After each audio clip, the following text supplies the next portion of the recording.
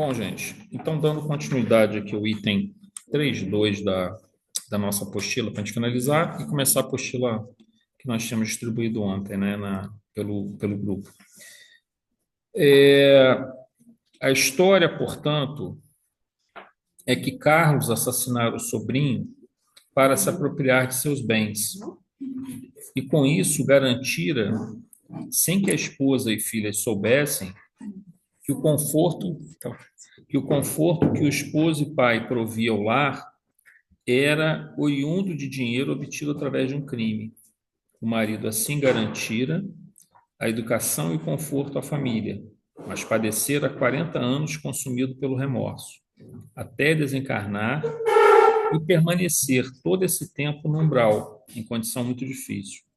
Agora a nobre entidade reencarnaria e receberia não só Carlos como esposo, mas Antônio e mais 6 entidades como filhos, ligadas a essas últimas, a Carlos por laços de obsessão recíproca. Aí tipo, lembra aqui rapidinho, né, que o espírito dessa senhora ele se materializa entre aspas nesse local. Em geral, gente, há uma certa dificuldade para que espíritos de planos fora da Terra se materializem em locais do plano espiritual nosso, colônias, cidades, postos de socorro. É preciso criar condições favoráveis por conta da diferença vibratória. Isso não quer dizer que nenhum espírito seria capaz de vê-los. De repente, se você tiver um espírito muito evoluído, vai conseguir vê-lo, mas nem todos vão conseguir ver. Então, é necessário para que todos possam ver e compartilhar aquele momento de grande júbilo, né, de ter um espírito de ordem muito elevada, como a gente comentou semana passada, ter contato com um espírito desse, com um fenômeno desse, ele marca a gente profundamente, né? O Godoy até comentou também a questão naquele dia, né, Godoy, possivelmente das mentoras da casa, né, trazendo aquelas flores que você comentou. Então, assim, é um momento. Um exemplo dele, Exatamente. É um momento que marca uma muito. felicidade da reciproca felicidade. E você nunca mais esquece, né? Nunca mais esquece aquilo, fica marcado para sempre. É um aprendizado muito grande. Eu também tenho, nessa com a família, a gente fazia reunião, eu ia de moto, de vez em quando. Eu tinha até medo de voltar, porque eu vinha tão alegre, então eu sempre tinha que largar o guidão da moto. Mas nesse caso aqui, a família dele, nem a mulher, nem as filhas sabiam do Não, não crime dele, sabiam. né? E aí o que que acontece? Quando eles estavam encarnados, ele fez isso e assassinou o sobrinho e pegou o dinheiro e deu todo o conforto para a família. A família se beneficiou daquilo, né, sem saber que aquilo era oriundo de um crime. Ele se corroeu de remorso durante praticamente 40 anos, mas não falou nada, elas só vieram a descobrir isso depois. E aí, nesse estágio do processo, ele está numa região umbralina ligado a 6 entidades muito inferiores ligadas a ele.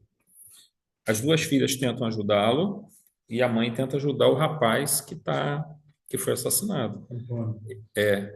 Ela vai encarnar, vai recebê-lo como marido dela, vai receber o Antônio, vai receber essas 6 entidades, ainda vai vir mais as 2 filhas para ajudar ela. Também, né? Mas é uma filharada danada, né? Nossa Senhora. Mas naquela época era assim mesmo, né? Você tinha esse número muito grande, né, de filhos.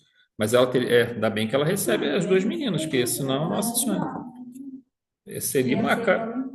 Hã? Telequete todo dia. Bom,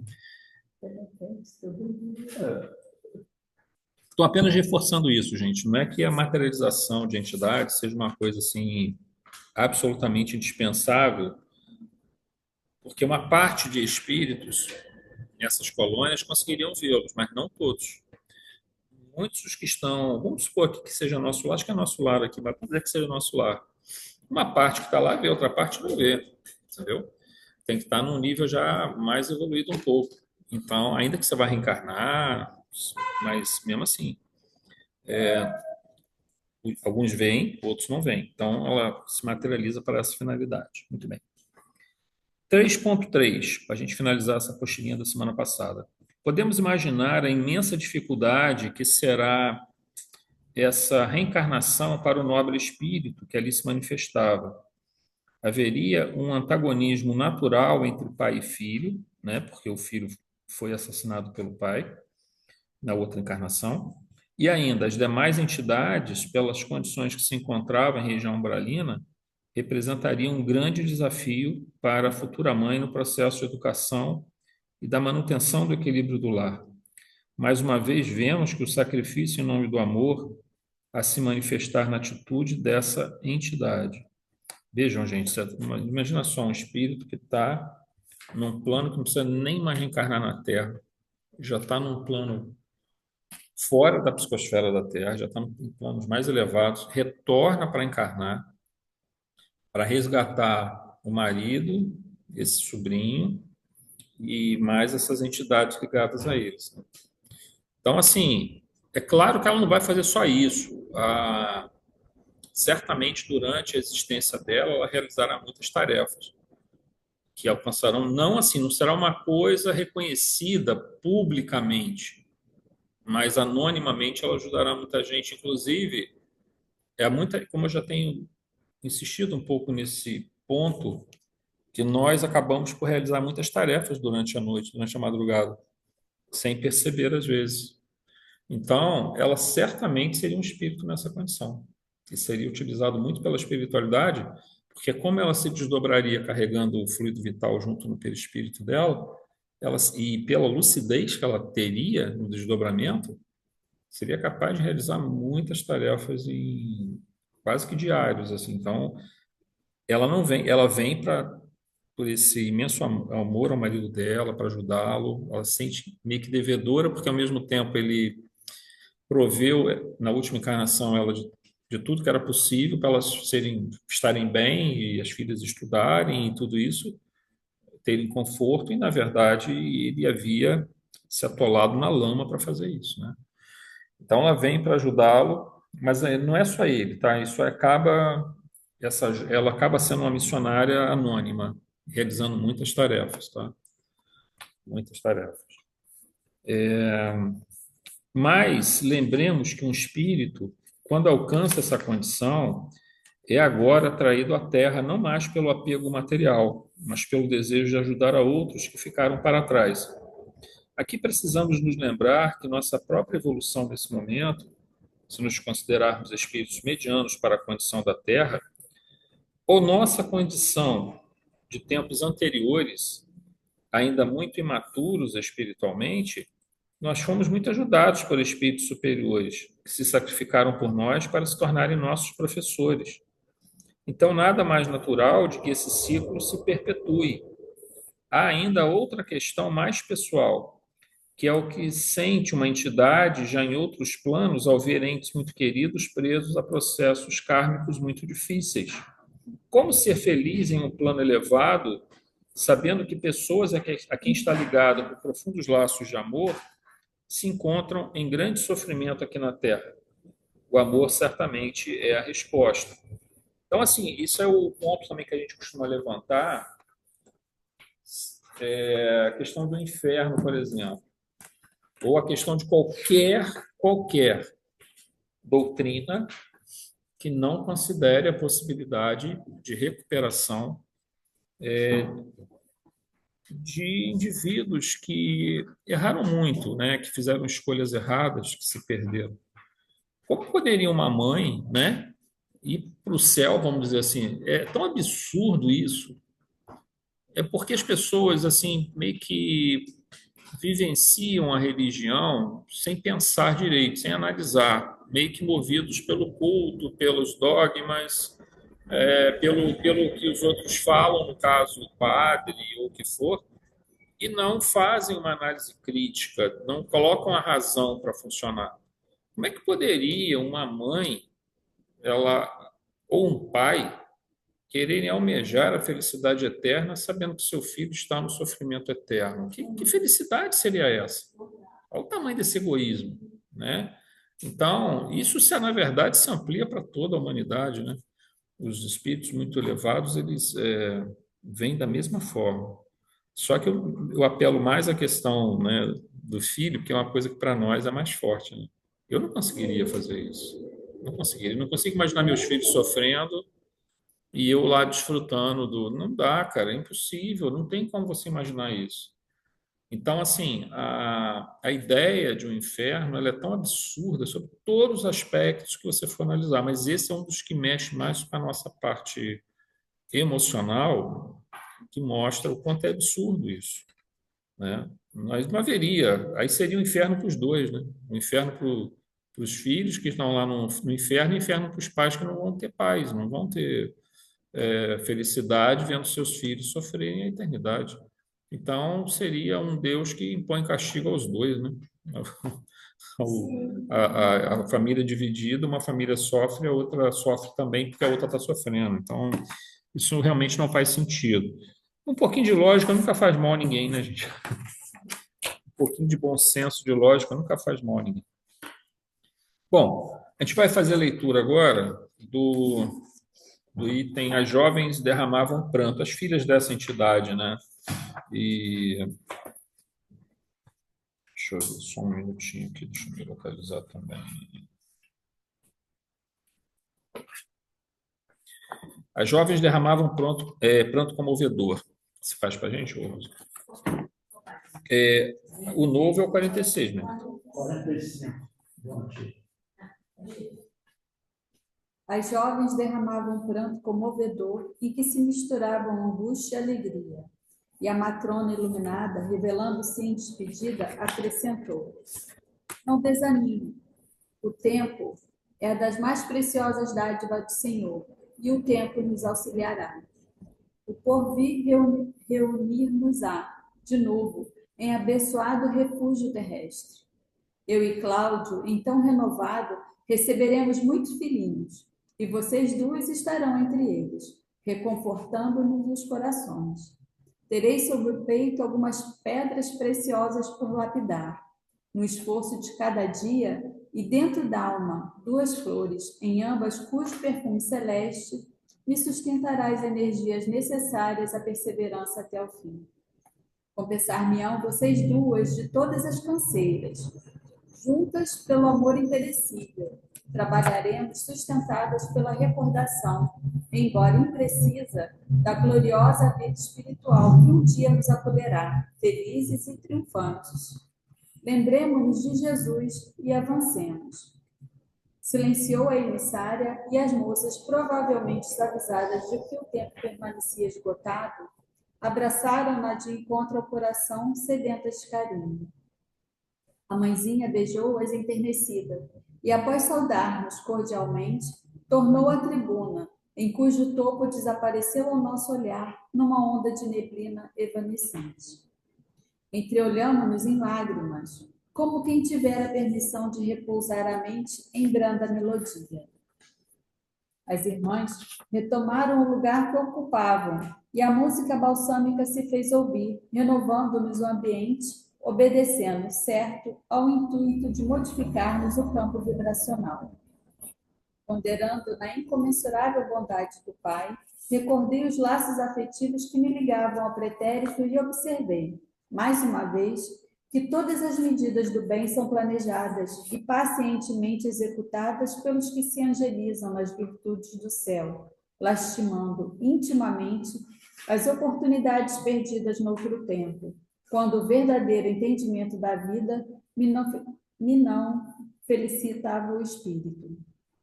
Ainda não voltara a mim mesmo da salutar divagação, quando outro lençol de alva substância coroada de tons dourados se fez visível no alto. Em breves instantes, revestida de luz, outra mensageira surgia na tribuna. Dos olhos irradiava doce magnetismo santificante. Trajava um pêndulo estruturado de fina gaze azul radiosa e desceu erecta e indigna, fitando-nos suavemente à procura de alguém com interesse particular. O instrutor ergueu-se reverente e caminhou na direção dela qual discípulo submisso. A recém-chegada pronunciou frases de paz sem afetação e endereçou-lhe a palavra, em tom de infinita ternura. Irmão Rúbio, agradeço-te o concurso dadivoso. Creio haver chegado efetivamente no instante de aceitar-te a ajuda fraterna em favor da libertação de meu infortunado Gregório. Espero há séculos pela renovação e penitência dele.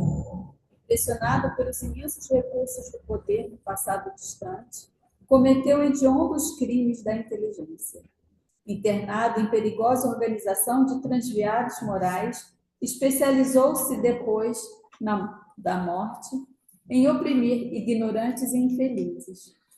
Pelo endurecimento do coração, conquistou a confiança de gênios cruéis, desempenhando presentemente a detestável função de grande sacerdote em ministérios escuros. Chefia condenável falange de dezenas de outros espíritos desditosos, cristalizados no mal e que lhe obedecem com deplorável cegueira e quase absoluta fidelidade. Agravou o passivo de suas dívidas clamorosas, trazida da insânia terrestre e vencendo o instrumento infeliz nas mãos de inimigos do bem, poderosos e ingratos. Há 50 anos, porém, já consigo aproximar-me dele, mentalmente. Recalcitrante e duro, a princípio, Gregório agora experimenta algum tédio que o constitui uma bênção nos corações infiéis ao Senhor. Já lhe surpreendo no espírito rudimentos de necessária transformação. Ainda não chora sob o guante do arrependimento benéfico, e parece-me longe do remorso salvador. Entretanto, já duvida da vitória do mal e abriga interrogações na mente envilecida. Não é tão severo no comando dos espíritos desventurados, que lhe seguem as determinações e o colapso de sua resistência não me parece remoto. Nesse instante, notei que a venerável matrona derramava lágrimas discretas que lhe deslizavam na face como sementes de luz. Parou por alguns momentos, controlados pelas reminiscências dolorosas, e continuou. Irmão Duque, perdoa-me o pranto que não significa mágoa ou esmorecimento. Na falta do julgamento humano comum, meu filho espiritual será talvez um monstro. Para mim, contudo, é a joia primorosa do coração ansioso e enternecido. Penso nele qual se houvera perdido a pérola mais linda no mar de lama, e tremo de alegria ao considerar que vou reencontrá-lo. Não é paixão doentia que vibra em minhas palavras. É o amor que o Senhor acendeu em nós desde o princípio. Estamos presos diante de Deus pelo magnetismo divino, tanto quanto as estrelas que se imantam umas às outras no Império Universal. Não encontrarei o céu, sem que os sentimentos de Gregório se voltem igualmente para a eterna sabedoria. Alimentamo-nos na criação com os raios de vida imperecível que emitimos uns para com os outros. Como surpreender a perfeita aventura se receba do Filho amado tão somente raios de forças em desvario? O nosso orientador contemplou-a de olhos úmidos e rogou: Nobre Matilde, estamos prontos. Dita ordens. Por mais que fizéssemos por tua alegria, nosso esforço seria pobre e pequenino, diante dos sacrifícios em que te empenhas por todos nós. Tudo bem. Inicialmente, a gente volta ao caso daquela senhora que irá reencarnar, né, para receber o Carlos. É o item 4.1. Sobre o difícil processo que teria que ser realizado por aquele venerável espírito, movido por um profundo amor por aqueles que se perderam na jornada, ficamos sabendo que as duas filhas que trabalhavam para auxiliar o pai em região umbralina também reencarnariam e seriam filhas amorosas e de grande equilíbrio espiritual que auxiliariam a imensa tarefa a ser realizada naquela família.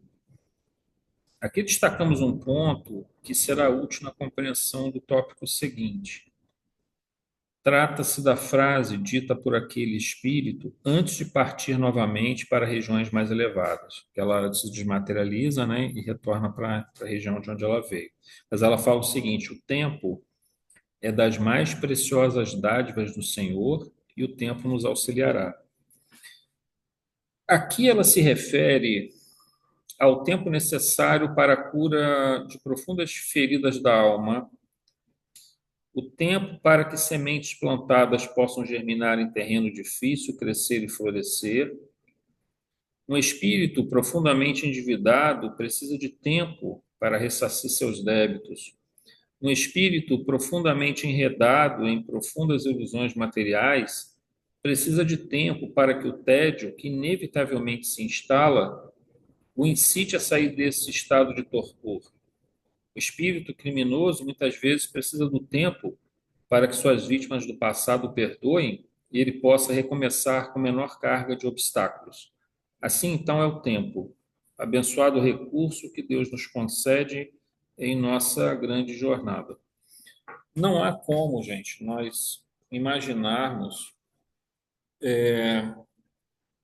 a cura nos seus múltiplos aspectos, a cura individual, a cura coletiva de uma sociedade, sem o concurso do tempo. Existem espíritos que levarão centenas de anos dentro desse processo, né? Existem outros que levarão menos. Nós sabemos de espíritos que estão há centenas de anos em região umbralina, em condição muito, muito difícil, ovoides, que ficam ali, ó, centenas de anos naquela condição. Gregório, aqui, centenas de anos, esse espírito que vai ser tratado logo a seguir, né? Que vai começar a tratar dele logo a seguir. O tempo, ele produz uma coisa também muito poderosa, que é o tédio, naqueles que estão deslocados da luz divina. Então, por exemplo, eu costumo sempre chamar muita atenção disso, né? Nós temos um DNA divino, nós somos filhos de Deus. Temos dentro de nós uma tendência, uma força que nos impulsiona rumo à luz. Esse é o nosso grande. É como querer não cumprir isso. Seria mais ou menos como um grande carvalho, que ainda é uma bolota ali, que está plantado, caiu aquela semente na terra bolota do carvalho. Seria como, não, não quero ser um carvalho, não, quero ser uma goiabeira, né? Aí ele vai virar uma goiabeira, assim, de 1,5 m, mais ou menos, entendeu? Não tem como o carvalho fazer isso. Ele pode ficar lutando contra o tempo, lutando, lutando, mas inevitavelmente ele se transformará no grande carvalho. Está na natureza dele, ela está em potencial ali presente. Ela precisa que os fatores vão se desenrolando, o tempo vai se desenvolvendo também. Nós trazemos essa tendência. Por mais que a gente lute, é como se nós estivéssemos nadando contra a correnteza. Uma hora a gente cansa e não consegue mais. O que é esse cansaço? Em parte, dessas formas de cansaço é o tédio. Ou seja, o indivíduo está lá no plano espiritual há 500 anos, só fazendo tal, tal, tal, e ele vê que ele não consegue avançar nada naquilo ali. Ele fica parado. E aí começa, aquilo não o satisfaz mais. Até porque aqueles espíritos que ele dominava se libertam do jugo dele, vão para outros lugares, ele vai ficando sozinho. Então, ou seja, ou mesmo aqueles que ele obsidiava, ou continua obsidiando, né? Porque sempre tem um espírito encarnado que vai dar essa condição de sintonia, mas aquilo ali para ele começa a chegar a um ponto que não tem mais sentido. Você imagina um indivíduo, não é muito difícil a gente imaginar isso no encarnado, não. Você pega um indivíduo que tenha, por exemplo, eu não gosto de ficar dando muito exemplo de nome, né, que é complicado, mas imagina um indivíduo que é muito rico, tá? Aí ele consegue ser o indivíduo mais rico do mundo. Você sabe o que eu estou falando, né? Aí ele consegue ser o indivíduo mais rico do mundo. Aí ele juntou lá US$ 1 trilhão, que acho que é o caso em questão. Aí ele junta ele junta US$ 1 trilhão. Aí fala assim, não, mas agora 1 trilhão não é suficiente, eu preciso juntar US$ 5 trilhões.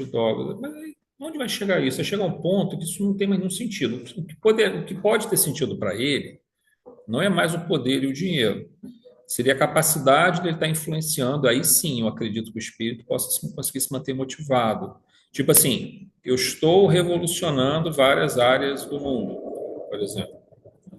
Eu estou produzindo inovações que estão mudando aspectos da humanidade. Nesse sentido, Isso seria um fator motivacional para você se manter por muito tempo fazendo isso. Mas não seria um fator, mas o dinheiro e o poder não seriam por si só fatores motivacionais para te manter motivado, a não ser que isso fosse direcionado, de fato, para produzir algo que modifique, que seja significativo para a humanidade. A questão, às vezes, mas tem indivíduos que vivem a vida toda e continuam procurando dinheiro, dinheiro, dinheiro, dinheiro, e não os benefícios que ele poderia verdadeiramente produzir para a humanidade. Mas a vida humana é muito curta, gente. Estamos falando de que depois que você conseguiu perceber o que você tem, o que você pode fazer, você vai usufruir de 60, 70 anos no máximo daquilo. Supondo que você, depois dos 20 anos, conseguiu alcançar, né, uma condição de perceber o que representa aquilo que você tem em mãos. E aí você começa a juntar, juntar, juntar, juntar, mas chega uma hora que aquilo ali não tem mais valor nenhum, cara. Valor nenhum. Então, assim, você vai entrar num tédio, mas não na vida encarnada, talvez não chegue na vida encarnada, porque ela é muito curta. Mas uma vida no umbral, você com 300, 400, 500 anos entra no tédio. Não precisa levar tanto tempo assim. As mudanças podem ser produzidas num período mais curto, né? Mas também existem um outro mecanismo que, vamos dizer assim, você começa a orar pela pessoa, orar pela pessoa, orar pela pessoa. Estou falando assim, uma mãe, né, pedindo pelo filho que está no umbral.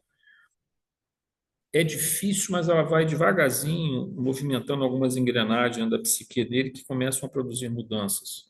É o caso que está acontecendo com o Gregório. Ele tem um pouco esse tédio, mas ele tem também um iniciozinho muito pequeno de reconhecimento de alguns erros do passado que ainda não são fortes. Ela fala que nos últimos 50 anos isso começa a acontecer e ele vai fazendo, entendeu? Então, a gente vai ver isso daí melhor daqui para frente, mas o tempo.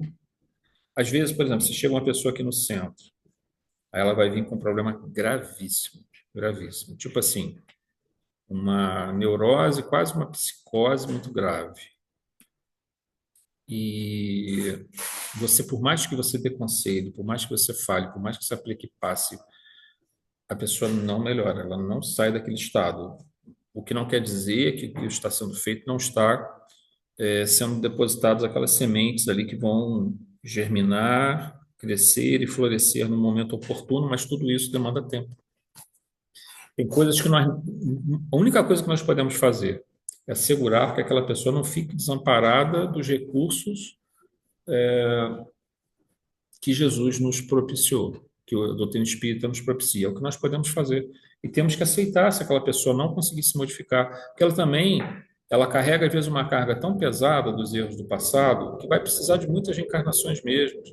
Mas, assim, cada vez que ela tem contato com alguém que está dando a ela um suporte, gente, só o fato de alguém ser ouvido, de alguém saber que tem pessoas se preocupando com ele ou com ela, isso já é uma coisa enorme, porque ela começa a ser grata, mesmo que ela não perceba, ela começa a imaginar que existe bondade no mundo. E isso faz toda a diferença no momento de transformação. E nós podemos ser esses instrumentos, né? É só ouvir, só dar conselho dentro do que a doutrina espírita nos ensina, o evangelho nos ensina, ouvir, ter carinho, né? Isso vai fazer toda a diferença quando chegar a hora. Mas a gente tem que aceitar. É difícil para nós, porque a gente quer uma solução, a gente quer que aquela pessoa fique bem, mas nem a espiritualidade superior viola esse livre-arbítrio da pessoa. Como é que nós vamos querer fazer isso? Então, vamos respeitar o tempo que ele vai produzir no momento certo, nas condições certas. A gente pode ficar tranquilo que tudo que a gente fizer de bem para uma pessoa que está passando essas dificuldades na sua vida, está num caminho equivocado, totalmente equivocado, isso vai ter uma consequência mais à frente boa para ela. Poderá não ser agora, mas a gente sabe que está semeando ali para aquilo ali produzir o resultado no tempo certo, né? Bom, item 4.2. Outra entidade de grande elevação se materializa no ambiente. Ela se dirige a Gúbio e vemos que entre eles já há um entendimento sobre o resgate de entes queridos. Um deles é Gregório, que naquele momento se encontra na condição de um líder de perigosa falange composta por centenas de outros espíritos em lamentável condição moral. Gregório fora na terra alguém investido de grande poder e intelecto, que usou para prejudicar a muitos, consequentemente a si mesmo. Coração endurecido, já se encontra centenas de anos nessa condição em região umbralina muito densa. Lidera essa falange de infortunados e a nobre entidade explica que nos últimos 50 anos já vem observando pequenas mudanças no íntimo dele, onde já consegue influenciá-lo levemente. Aqui, só te dando uma pequena paradinha, o que é influenciar levemente? É que é uma influência já que ela consegue perceber a partir do momento em que ela, digamos, ora ou conversa, ela já observa que há uma mudança ali perceptível. Mas quando você faz a oração e auxilia um espírito que não está apresentando essa mudança quase imperceptível, não quer dizer que não esteja havendo mudança, só que ela está num nível muito profundo da psique. Então a gente tem que confiar no tempo, confiar em Deus e confiar que toda oração não fica sem resposta. É aquele caso que a gente, mais uma vez, a gente fala, já falo mil vezes da situação, mas acho que é um exemplo tão importante, né, que está nos mensageiros, que é aquele caso, aquelas 2.000 espíritos naquelas macas, naquele grande salão, aquela grande enfermaria, com os espíritos todos deformados, mumificados, assim, cadavéricos mesmo. E aí toda noite eles vão lá, fazem aquelas orações, impõem as mãos, o grupo de servidores, né, da instituição, um posto de socorro, né, não chega a ser uma colônia espiritual, não. Ela está meio termo, né, está no meio do umbral, né, no meio termo entre as cidades espirituais e a Terra. E aí eles chegam naquela enfermaria, esses espíritos foram todos recolhidos na região umbralina. Aí eles pegam, impõem as mãos, fazem a oração, e aí aquelas energias vão se distribuindo. Aqueles espíritos estão tendo pesadelos, então eles estão em processo de monoideísmo, eles não conseguem acordar daquele sono que eles estão o tempo todo. Isso é quase um estado de demência, né? Mas que o pesadelo já é um bom sinal. Você vai dizer, o pesadelo é bom? Porque o pesadelo significa movimento, mudança acontecendo. E enquanto que se ele nem sequer sonhos tivesse, ele estaria em processo assim de quase seria meio que um ovoide mesmo, num estado quase, não chega a ser paralisia, mas quase uma paralisia, o que significa que demandará mais tempo ainda. Se ele está tendo pesadelo, já está perto de começar a despertar desse sonho que ele se encontra, desse sono, né, que ele se encontra. E aí o que que acontece? Dois daqueles espíritos despertam e saem correndo, de 2.000. Aí vocês acham que aqueles enfermeiros, o Alfredo, aqueles técnicos da espiritualidade, estão assim, poxa vida, não deu 1%, 1% seria 20, né? Então foi 0,1% de resultado nas nossas orações. Eles não estão preocupados com isso, gente, porque aqueles outros que não estão apresentando uma melhora aparente estão sendo beneficiados. Daqui a 1, 2 anos, eles vão estar levantando e correndo também. Então, a sementinha que está sendo plantada.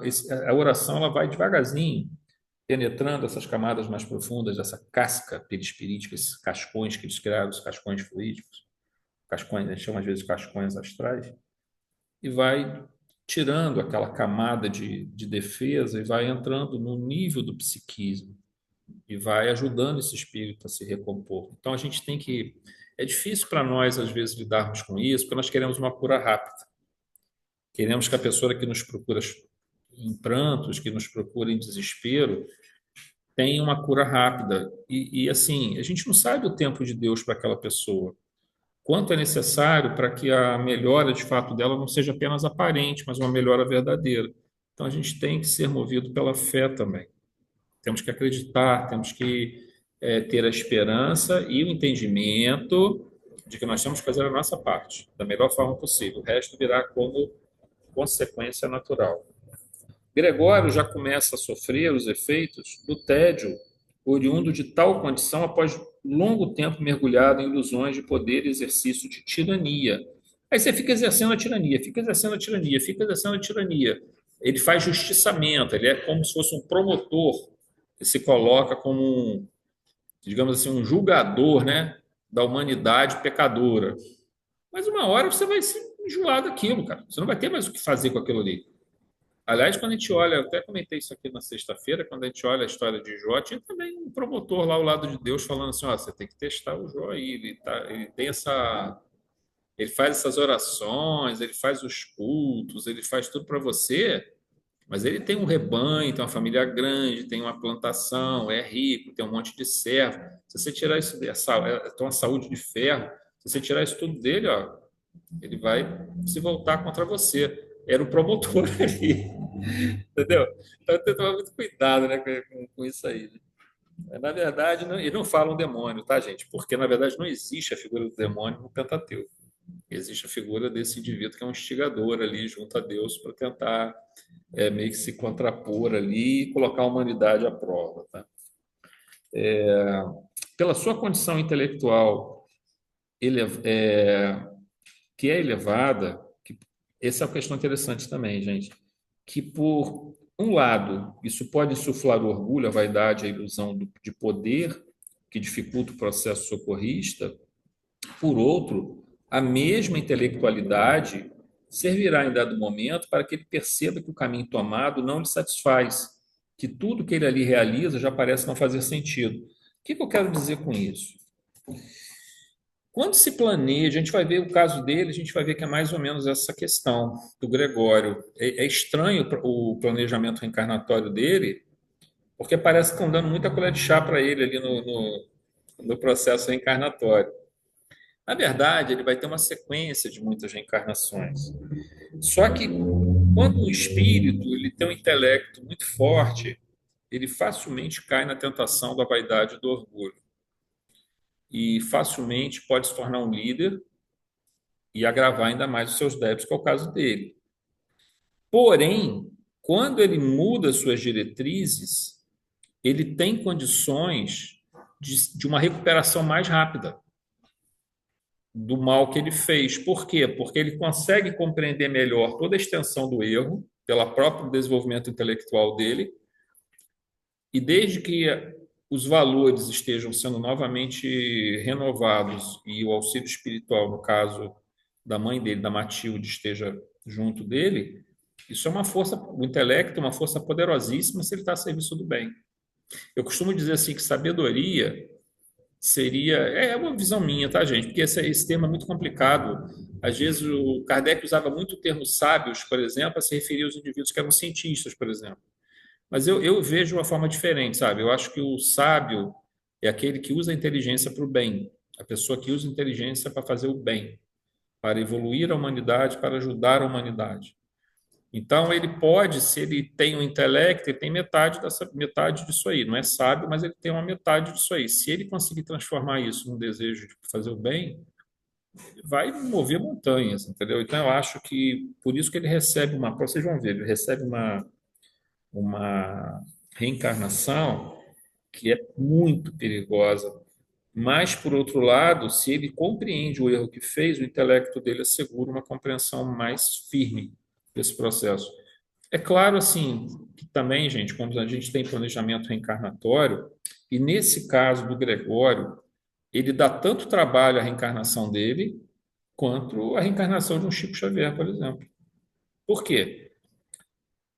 Não é o mesmo, claro, não é o mesmo nível, se a gente considerar, da falange que acompanha ele. Por exemplo, Chico, o Divaldo, a falange de espírito junto deles, trazendo as mensagens, é enorme, isso não tenha dúvida. O que eu estou me referindo assim, o trabalho que dá, a trabalheira que dá para você pegar um espírito desse, retirar ele daquela região umbralina. Ele está ligado a um monte, olha só, ele está ligado a centenas de espíritos que ele incentivou a fazer o mal. Olha o problema que esse espírito tem. Se você não conseguir recuperar parte desses, que também acabaram meio que se tornando cúmplices e vítimas dele, ele vai ser, digamos assim, aguilhado ali durante séculos. Então, é um processo complicadíssimo, trabalhoso. Deus não entrega isso ao. Tipo assim, se vira aí, mané. Não é assim. Há um cuidado enorme, uma preparação problemática pra caramba, muita proteção na gestação para que os espíritos obsessores não venham e impeçam o processo reencarnatório. ele tem que estar sendo muito acompanhado, porque é um espírito que é uma ovelha perdida. O que que acontece na parábola que Jesus nos conta? O pastor larga as 99 lá e vai buscar aquela que está lá que se perdeu. É assim que funciona no mundo espiritual, quando se alcança uma consciência mais elevada, e na Terra também, né? Indivíduos que já alcançaram consciências mais elevadas, eles vão atrás da ovelha perdida e vão colocar todos os esforços nisso. Você falou sobre a parábola da ovelha perdida. Eu acho que ele não largou as 99. Ele colocou É, no, numa posição que é, ela não ia se perder. E sim, foi lá sim, buscar as não, na pessoas. verdade, tem uma explicação até interessante para isso, porque, assim, é difícil a gente dizer, porque, por exemplo, Joaquim Jeremias é um cara que. Um cara, né? Um cara, caramba, o Joaquim Jeremias foi um grande estudioso, né? Ele viveu em Jerusalém muito tempo, mas ele era alemão. E ele escreveu um livro, As Parábolas de Jesus. Escreveu Teologia Cristã, escreveu muitas obras. É protestante, mas ele tinha um grande conhecimento nessa área. Ele estudou muito aramaico também, tentou recuperar as parábolas, o sentido das parábolas usando a língua aramaica, usando um pouco a fonética, né, do aramaico para tentar ver como é que ele fluía e recompor o grego, porque os evangelhos estão escritos em grego, mas eles são oriundos, boa parte do conteúdo dos evangelhos é oriundo do aramaico, que era uma língua semelhante ao hebraico, mas era a língua que Jesus falava, era o aramaico, não era o hebraico. Quer dizer, talvez ele falasse até o hebraico, porque eventualmente você leria alguns livros em hebraico, mas a maioria dos livros do Antigo Testamento já estavam traduzidos em aramaico, que chamava de Targum ou Targumim, que eram leituras em aramaico, rolos, né? Em aramaico, por exemplo, Isaías. Tem uma passagem no Evangelho de Lucas que Jesus na sinagoga leu um rolo do livro de Isaías, uma passagem do livro de Isaías, um dos maiores profetas, talvez o maior profeta do Antigo Testamento. Então, e realmente, se você lê Isaías, tem um reflexo muito grande na pregação de Jesus das ideias de Isaías. E aí, ele lê aquele Targum em aramaico. E o Joaquim Jeremias foi um indivíduo que teve essa questão de estar vivenciando. Então, ele fala um pouco dessa questão, por exemplo, na parábola da ovelha perdida, ele coloca assim, ele observou isso acontecer lá, né? E também olhando alguns elementos históricos, meio que confirmou, os pastores iam e eles não ficavam muito separados, não. Eles iam, por exemplo, os pastores, o cara estava pastoreando lá a 5 quilômetros, outro a 8 quilômetros. Eles meio que se juntavam, sabe, Godoy, para poder meio que se autoproteger. Porque você poderia, né, ser vítima de ladrões, né, que poderiam vir roubar as ovelhas e tal. E aí meio que se juntando, né? Animais mais Animais, ferozes, né? Então eles colocavam em cavernas ou cercados, né? E aí se naturalmente entende-se que aquele deixou num cercado, num local mais fechado, e outro pastor ficou tomando conta para ele. Eles meio que se ajudavam ali porque era muito difícil você pastorear sozinho, né? Então nesse sentido. E outra coisa que ele fala na parábola, eu não me lembro se é em Lucas ou Mateus, o pastor traz a ovelha nos braços. Ele fala que é muito, ele via isso lá acontecer. Quando a ovelha se perdia do rebanho, ela ficava totalmente desorientada. Então ela não seguia ele. Ele tinha que pegar ou no colo, ou pegava, colocava aqui na corcunda e segurava as duas patas, entendeu? Ia trazendo. Então, assim, ou seja, até isso a parábola é correta, né? É assertiva nesse sentido, né? Então é assim, Jesus vai e nos pega no braço mesmo, nos braços, né? Quando Tirando eu lá fui a dessas primeira regiões. vez na Serra da Canastra, lá em cima da Serra da Canastra, tem vários tipos de currais feitos de pedra, Ah, também né? faziam naquela época isso também. Aí eu lembrava dessas Ela pessoas também era feita de pedra também, o cercado era feito de pedra. cercadas Não tinha arame, né? Não tinha nada disso. que protegia mais Ou o você rebanho. fazia uma sebe, né, de algum tipo de espinheiro, alguma coisa assim, ou você fazia com pedra, né? Porque, bom, vamos lá.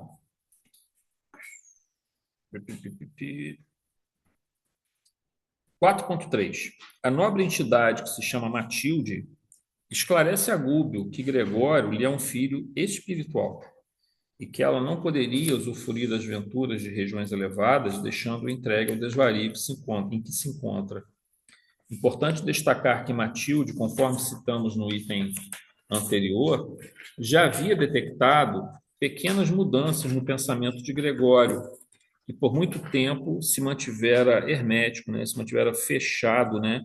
A qualquer influência que buscasse sua transformação. Termina aqui, peraí. Transformação. Essas pequenas mudanças se caracterizavam pela dúvida, que começava a surgir na mente do enfermo, do Gregório, e pelo tédio, que começava a trazer ele a falta de motivação para continuar exercendo a tirania naquela situação. São mínimas transformações que interiores na psique, não tem psique aqui não, tá, gente? São mínimas transformações interiores na psique, mas que propiciarão todo o processo de auxílio e resgate desse espírito profundamente enfermo. O que a gente observa também, quando a gente fala de tédio, é que por isso que nós realizamos um mecanismo evolutivo de crescimento. Sempre nós estamos almejando algo além. Mas esse algo além, ele vai num sentido horizontal, né? Subindo, vai em relação ao alto, mas ele também é vertical, mas ele também é horizontal, no sentido que ele procura envolver o maior número de pessoas, de indivíduos, né? E há uma outra coisa interessante também, que quando você se conecta com o divino e age segundo as leis de Deus, você sente uma paz e uma felicidade. Isso tem sido uma coisa observada em todos os grandes missionários, eles são os nossos grandes professores, até em termos das emoções que eles transmitem, dos sentimentos que eles sentem quando entram nesses estágios ou nesses estados de consciência elevada, né? É uma profunda felicidade, uma profunda alegria. Isso não traz tédio. E ele sempre se renova e busca algo mais, e algo mais, e algo mais, mas sempre no sentido de algo mais em direção a Deus. Não algo mais em direção àquilo que eu acho que é o mais certo, e muitas das vezes é algo totalmente equivocado, e esse processo ele começa a andar em círculos. Por exemplo, Gregório, qual é a função dele? Exercer justiça. Ele é o promotor, vamos assim dizer, e o juiz. E ele fica só exercendo justiça, justiça, justiça. Mas vai chegar uma hora que você vai, pô, mano, cansei de julgar os outros, fico julgando, julgando, julgando, julgando, a pessoa não melhora, não se melhora. Ele começa a ter dúvidas sobre a eficácia do que ele está fazendo. E ele. Imagina você trabalhar num emprego. Eu trabalho no banco, eu vou fazer 28 anos. Imagina se eu trabalhasse num banco 100 anos. Qualquer emprego, né, que você trabalhasse uns 200, você é chato pra caraca. Porque o que acontece? Você quer conhecer outras coisas, você quer desenvolver outras habilidades, você quer ter outros conhecimentos. É da nossa natureza, gente. O ser humano, se não fosse curioso, não tivesse vontade no crescimento, nós estaríamos nas cavernas ainda, nós estaríamos jogando pedra nos bichos, tentando caçar bicho com um pedaço de pau, um pedaço com pedra, entendeu? Nós estamos indo, tentando planejar viagens espaciais, estamos desenvolvendo coisas extraordinárias, porque nós somos curiosos por natureza e queremos desenvolver muitas coisas por natureza. Mas sempre que a gente fica paralisado, vem o tédio. E esse é um mecanismo importantíssimo para não deixar que o espírito fique paralisado. Na verdade, o caso de Gregório é uma luta constante que ele trava, e para fazer isso ele tem que ser um espírito muito determinado, tá? Verdade seja dita, por mais que a gente vai ver que ele é um espírito muito cruel, ou pelo menos naquele momento ali ele está sendo um espírito muito cruel, ele é um espírito dotado de uma determinação impressionante.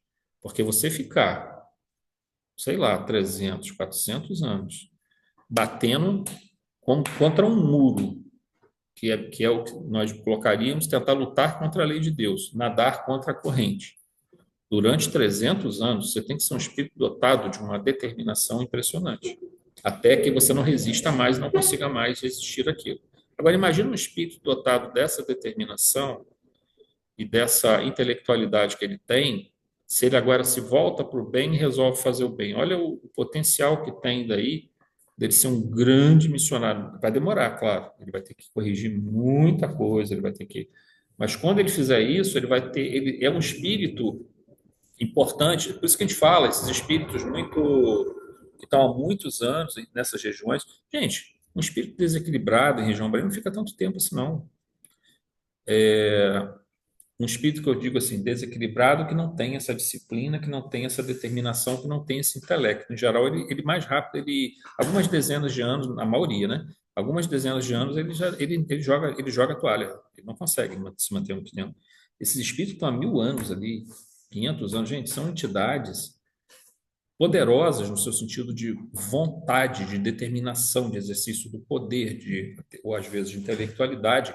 Agora, imagine um espírito que angariou essa virtude que está sendo direcionada de forma equivocada, mas é uma conquista dele agora, que ele possa direcionar isso para o bem.